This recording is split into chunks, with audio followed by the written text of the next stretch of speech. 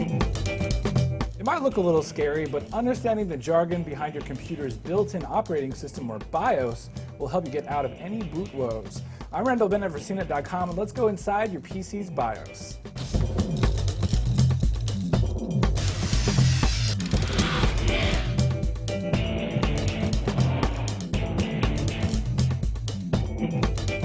The BIOS is the first part of a computer's boot process that you get to see as a user. You'll notice when your system starts up, there might be some text that's like hit delete to enter setup, or F12, or in our case, F2. Press this button and you'll enter the BIOS of the system. Most BIOSes are different, but you'll know a few common characteristics across all machines. Within the BIOS, you'll have a place to set your system time, a spot to enable and disable motherboard features, and somewhere to set your system boot order for your storage devices. Typically, you'll only want to enter your system's BIOS when something is critically wrong with your computer. One of the most common reasons is to change your boot order of your storage devices so you can boot off of a CD.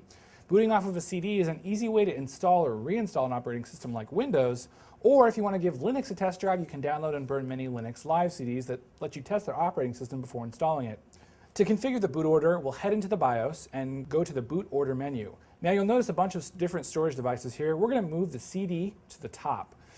Now, if your machine is already running fine and dandy and you'd like to save a few seconds off of your system boot time, head back into the BIOS and make the hard drive the first boot device. Now, if you have a CD inserted when you start your machine, you'll notice that your drive won't spit up every time you start your computer.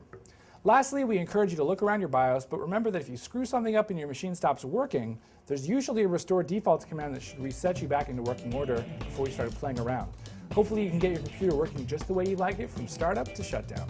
I'm Randall Bennett for CNET.com. We'll see you later.